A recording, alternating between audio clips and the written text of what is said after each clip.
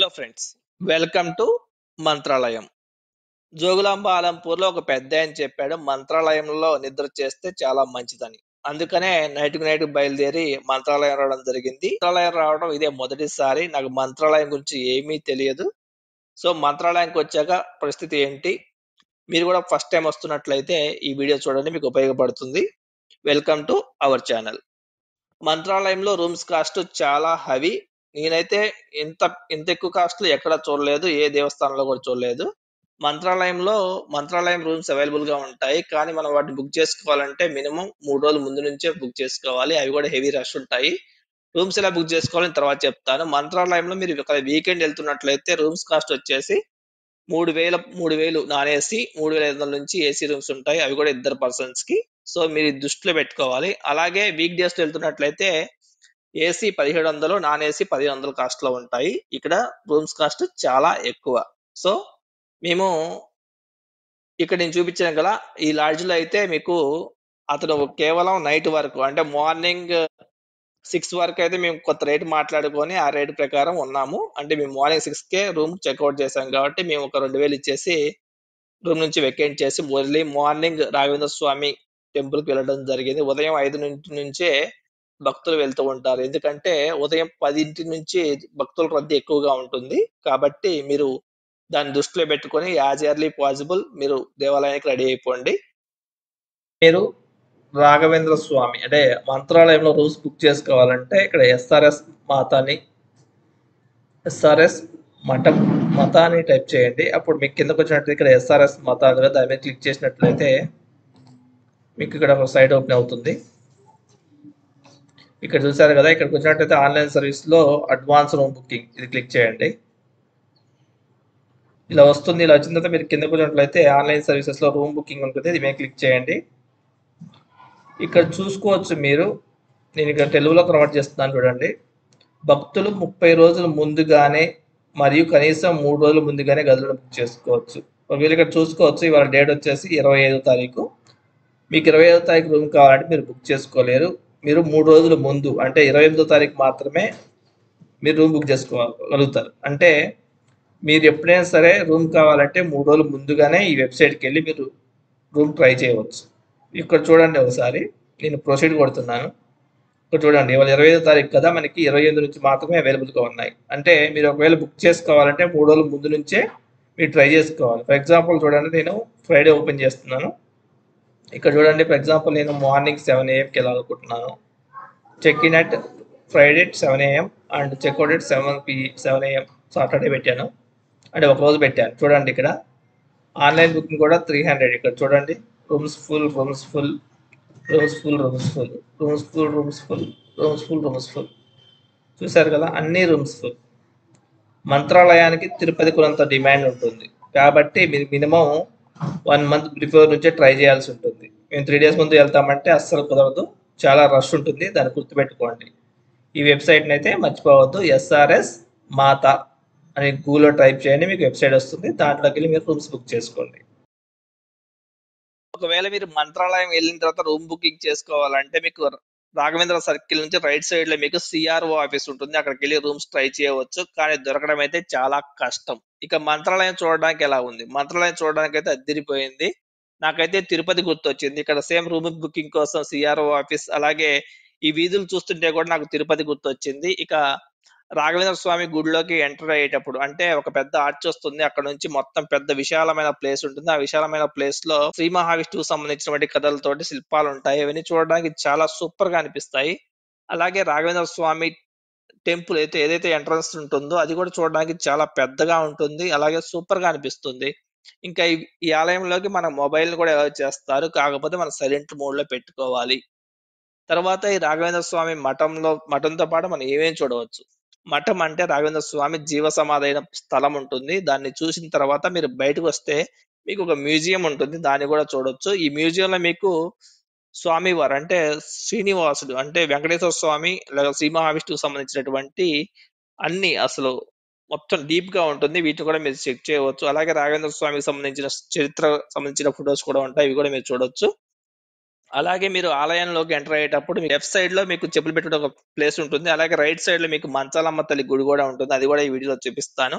అలాగే మంత్రాలయం అనేది ఆంధ్రప్రదేశ్, కర్ణాటక సరిహద్దులో ఉంది. మంత్రాలయంలో మన తెలుగు వాళ్ళ కన్నా కర్ణాటక అంటే కన్నడ మాట్లాడే వాళ్ళు ఎక్కువగా ఉంటారు. మన తెలుగు వాళ్ళు కూడా అక్కడ కన్నడ మాట్లాడతారు. అంతేకాదు మంత్రాలయంలో మన తెలుగు వాళ్ళ కన్నా కన్నడ భక్తులు ఎక్కువగా ఉంటారు. అంతేకాకుండా మంత్రాలయంలో ఫ్రీ భోజనం కూడా పెడతారు. ఆ టైమ్స్ కూడా మీకు చెప్తాను. అలాగే మంత్రాలయంని ఏ టైంలో దర్శించుకోవాలి. అలాగే మీకు తుంగభద్ర నది కూడా చూపిస్తాను. ఒకప్పుడు ఈ తుంగభద్ర నది వల్ల మంత్రాలయం వరదలో చిక్కుకుందట. ఇక్కడ మీరు చూస్తున్నది రాఘవేంద్ర స్వామి యొక్క ఆర్చ్. అంటే మీరు రాఘవేంద్ర స్వామి సర్కిల్ నుంచి స్ట్రైట్ గా వచ్చినట్లయితే మీకు లెఫ్ట్ సైడ్ లో ఈ ఆర్చ్ కనిపిస్తుంది. ఈ ఆర్చ్ లోకి మీరు ఎంటర్ అవ్వగానే మీకు స్ట్రైట్ గా రాఘవేంద్ర స్వామి మఠం కనిపిస్తుంది. అది కూడా చాలా పెద్దగా అనిపిస్తుంది. అలాగే ఈ ఆర్చ్ కి మీరు చుట్టుపక్కల చూడొచ్చు. ఈ చుట్టుపక్కల మీకు కనిపిస్తున్నవన్నీ కూడా రాఘవేంద్ర స్వామి వసతి గృహాలు. అంటే మీకు ఒకవేళ మీరు రూమ్ బుక్ చేసుకుంటే మీకు ఇందులో ఏదో ఒక దాంట్లో రూమ్ ఇస్తారు. అలాగే ఈ ఆర్చ్ దాటి మీకు ముందుకెళ్ళినట్లయితే మీరు చూడొచ్చు. ఎదురుగా మీకు రాఘవేంద్ర స్వామి మఠం యొక్క భవనం కనిపిస్తుంది. అలాగే లెఫ్ట్ రైట్ లలో మీకు శ్రీ మహావిష్ణువుకు సంబంధించినటువంటి చరిత్రకు సంబంధించిన దృశ్యాలు అయితే కనిపిస్తాయి. ఇవి కూడా చాలా అద్భుతంగా ఉన్నాయి. మీరు చూడొచ్చు. అలాగే మీరు కొంచెం ముందుకెళ్ళినట్లయితే మీకు లెఫ్ట్ సైడ్ లో ప్రసాదం, స్వామివారి ప్రసాదానికి సంబంధించిన కౌంటర్ కూడా ఇవన్నీ కూడా మీరు చూడొచ్చు. ఇక మంత్రాలయం. మంత్రాలయం అంటే ఏంటి? మంత్రాలయం అంటే మధ్వాచార్యుల పరంపరలో ధ్రువ నక్షత్రం సమానమైన రాఘవేంద్ర స్వామి వారి పుణ్యక్షేత్రమే ఈ మంత్రాలయం. మంత్రాలయం అనేది రాఘవేంద్ర స్వామికి అంకితం చేయబడినటువంటి పుణ్యక్షేత్రం. ఇది తుంగభద్ర నది ఒడ్డున ఉంది. ఇది కర్నూలు నుండి 100 కిలోమీటర్ల దూరంలో ఉంటుంది. అలాగే ఇక్కడ ప్రతిరోజు ఉచిత అన్నదానం కూడా చేస్తారు. ఇక్కడి దగ్గరలో మీకు పంచముఖి హనుమాన్ టెంపుల్ కూడా ఉంది. ఈ హనుమాన్ టెంపుల్ లోనే రాఘవేంద్ర స్వామి వారు 12 సంవత్సరాలు తపస్సు చేశారట. అలాగే ఈ ఆలయానికి ఎటువంటి డ్రెస్ కోడ్ లేదు. కేవలం మగవాళ్ళు అయితే పైన ఉన్నటువంటి బన్నీను షర్ట్ అయితే తీసివేయాల్సి ఉంటుంది. అసలు రాఘవేంద్ర స్వామి ఎవరు? ఈయన 16వ శతాబ్దానికి చెందినవాడు. 1595లో తమిళనాడు భువనగిరి వాస్తవ్యులైనటువంటి తిమ్మన బంటు గోపికాంబ దంపతులకు జన్మించారు. ఈయన అసలు పేరు వెంకటానాథుడు. రాఘవేంద్ర స్వామి యుక్త వయసు వచ్చిన తర్వాత కుటుంబ జీవితాన్ని వద్దనుకొని సన్యాసాన్ని స్వీకరించారు. మధ్వాచార్యులు బోధించిన తత్వాన్ని అవలంబించారు. ఈయన ఆధ్యాత్మిక బోధనలు చేస్తూ తమిళనాడు నుంచి కర్ణాటక ప్రాంతాల్లో తిరుగుతూ ఉండేవారు. మంత్రాలయం సమీపంలో ఉన్నటువంటి పంచముఖి హనుమాన్ టెంపుల్లో 12 ఏళ్ల పాటు తపస్సు చేశారు. ఆయన దీక్షకు మెచ్చి పంచముఖి హనుమంతుడు ప్రసన్నుడు అయినాడని చరిత్ర చెబుతుంది. అనంతరం ఆయన తుంగభద్ర నది తీరాన అంటే ఇప్పుడున్న ప్రదేశానికి వచ్చి అక్కడే తన బోధనలు చేస్తూ ఉండేవారట. ఆయన శిక్షగణం ఆయన్ని ప్రహ్లాదుని అవతారంగా భావించేవాళ్ళట. అదోని నవాబు ఈయనకి మంచల గ్రామాన్ని దానంగా ఇచ్చారట.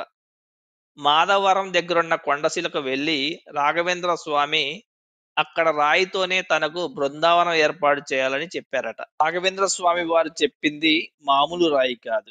ఈ రాయి త్రేతాయుగంలో ఒక బండరాయి. సీతారాములకు ఈ రాయి 7 గంటల పాటు విశ్రాంతినిచ్చిందట. దానివల్ల దీనికి 700 ఏళ్లు పూజలు అందుకోమని వరం ఇచ్చారట. ఆ మహిమగల రాయితోనే తన బృందావనాన్ని రూపొందించాలని రాఘవేంద్ర స్వామి తన ప్రియభక్తుడైనటువంటి వెంకన్నాచారికి చెప్పారట. అలానే ఆయన ఇక్కడ బృందావనాన్ని రూపొందించారట. ఆ తర్వాత 1671లో రాఘవేంద్ర స్వామి మంత్రాలయంలో సజీవ సమాధి అయ్యారు. రాఘవేంద్ర స్వామి వైష్ణవ మతాన్ని ఆచరించేవారు. ఆయనకు శ్రీరాముడన్నా హనుమంతుడన్నా ఎనలేని ప్రేమ. స్వామి ఈ ఏకశిల బృందావనం అనేది కర్నూలు జిల్లాలోని ఒక చిన్న గ్రామంలో తుంగభద్ర నది ఒడ్డున ఉంది. ఇక్కడ వేల మంది భక్తులు వచ్చి సందర్శిస్తూ ఉంటారు. ఈ రాఘవేంద్ర స్వామి బృందావనాన్నే వెంకన్న ఆచార్య ఏకశిలా బృందావనం అంటారు. మీకు సమయం ఉంటే ఖచ్చితంగా దీన్ని కూడా విజిట్ చేయండి. ఇక రాఘవేంద్ర స్వామిని భక్తులు కోరికలు తీర్చే కామధేను లేదా కల్పవృక్షంగా చెప్తారు. ఈయన భక్తులకు కలలో కనిపించి వారి సమస్యలు పరిష్కరిస్తారని చెబుతారు. బహుశా అందుకేనేమో ఇక్కడ ఖచ్చితంగా నిద్ర చేయాలని చెప్తారు. ఇక ఆలయం టైమింగ్స్ గురించి చెప్పాలంటే రోజు ఉదయం 6 గంటల నుండి 8:30 వరకు దర్శనానికి అనుమతిస్తారు. మధ్యలో అరగంట విరామం ఉంటుంది. మళ్ళా 9 గంటల నుండి మధ్యాహ్నం 2 గంటల వరకు దర్శనానికి అనుమతిస్తారు. తిరిగి మధ్యాహ్నం 4 గంటల నుండి రాత్రి 9 గంటల వరకు దర్శనం ఉంటుంది. ఇక్కడ మీకు ఉచిత దర్శనం ఉంటుంది. అలాగే స్పెషల్ దర్శనాలు కూడా ఉంటాయి. ఉచిత దర్శనానికి మీకు ఎంత లేదన్నా 40 నుంచి 1 గంట, అంటే 1 గంట సమయం అయితే పడుతుంది. ఇక రాఘవేంద్ర స్వామి ఆలయంలో ఉచిత భోజనం అన్నాం కదా, ఆ టైమింగ్స్ గురించి చూద్దాం.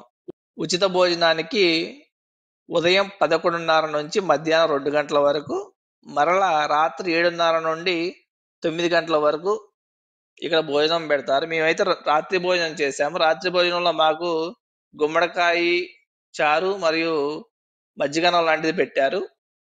మీరైతే తినగలిగే వాళ్ళైతే ఖచ్చితంగా ట్రై చేయండి. స్వామివారి సమాధిని దర్శించుకొని బయటకు వచ్చిన తర్వాత అయ్యగారు అక్షింతలు ఇస్తారు. ఆ అక్షింతలు తీసుకొని కొంచెం ముందుకెళ్తే మీకు అక్కడ స్వామివారి ఊరేగింపులో వాడే సామాగ్రి కనిపిస్తాయి. దానికి పక్కనే మీకు మ్యూజియానికి వెళ్లే దారి ఉంటుంది. ఈ మ్యూజియానికి వెళ్ళడానికి సమయం వచ్చేసి ఉదయం 8 గంటల నుంచి 12 గంటల వరకు, అలాగే సాయంత్రం 4 గంటల నుంచి 8 గంటల వరకు. లోపల మీకు స్వామివారి అంటే స్వామివారి చరిత్రతో పాటు విష్ణు పురాణాలకు సంబంధించినటువంటి మొత్తం విశేషాలు కూడా ఉంటాయి. మీకు టైం ఉంటే ఖచ్చితంగా వెళ్ళండి. తర్వాత ఈ వెళ్ళే దారికి పక్కన మీకు ఒక రాఘవేంద్ర స్వామి దుకాణం ఉంటుంది. అంటే దాంట్లో మీకు పూజ సామాగ్రి కానీ, రాఘవేంద్ర స్వామి ఫొటోస్ కానీ ఇలాంటివన్నీ దొరుకుతూ ఉంటాయి. అయితే ఇక్కడ కాస్ట్ కొంచెం ఎక్కువగా ఉన్నాయి. మీకు బయట కూడా షాప్స్ లో ఫొటోస్ అవి దొరుకుతాయి. కావాలంటే బయట ట్రై చేయండి. ఇక్కడ దాదాపు అవాయిడ్ చేయడం బెటర్. రాఘవేంద్ర మఠం ఎలా ఏర్పడింది?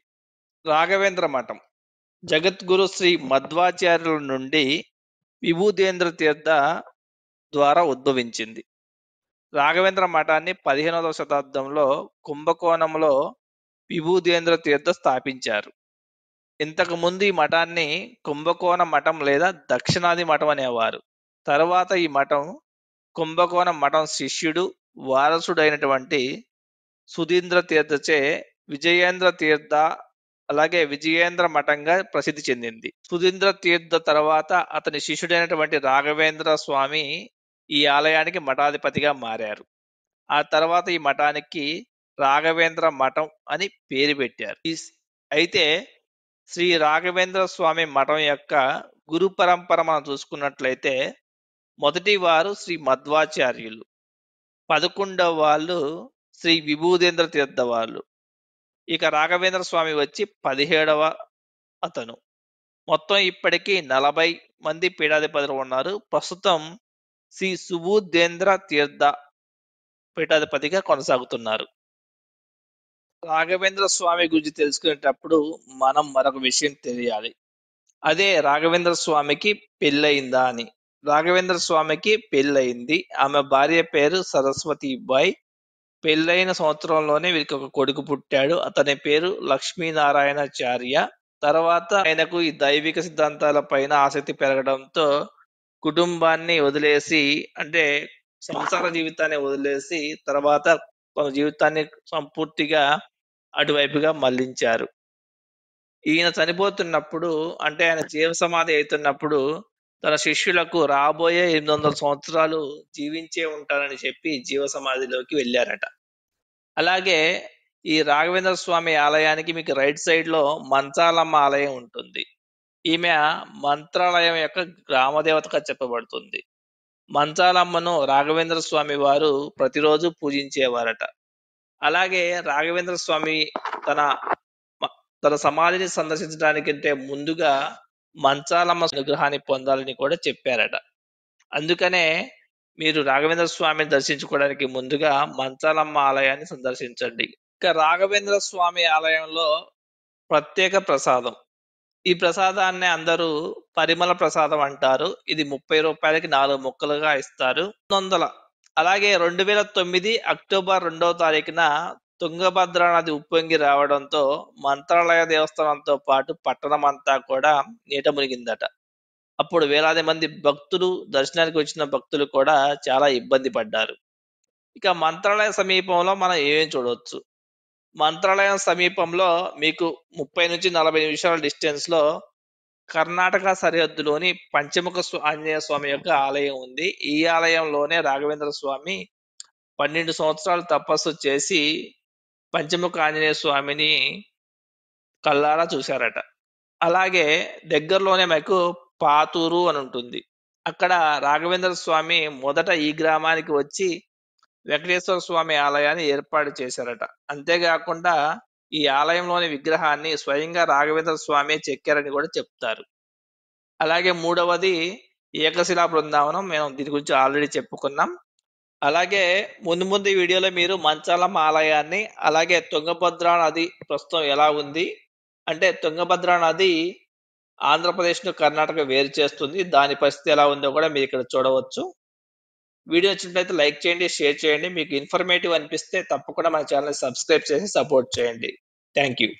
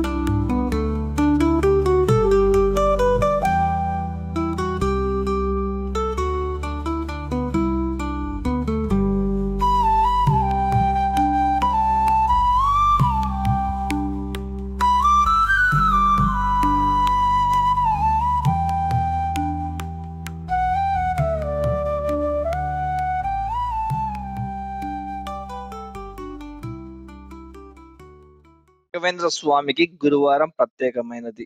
ఆ రోజున రాఘవేంద్ర స్వామి గుడిలోని ఏనుగు భక్తులందరినీ దీవిస్తూ సందడి చేస్తూ ఉంటుంది.